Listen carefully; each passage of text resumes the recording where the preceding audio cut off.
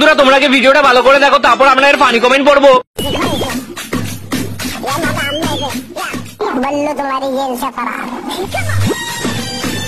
तो चलिए शुरू करते हैं। গরিবের আম্বানি আর মিকা আম্বানি, এদের কি মা বাপ 14 গোষ্ঠী বলে কেউ নেই? চারিদিকে গরম হাওয়া, গরিব এখন যাবে গোয়া। ভাই কতবার হানিমুন করবে, বিয়েটা তো করো। লজ্জা লাগা দরকার। গলা থেকে জল ঢোরা সাপটা খুলে যা, না হলে সবাই ভয় পাবে।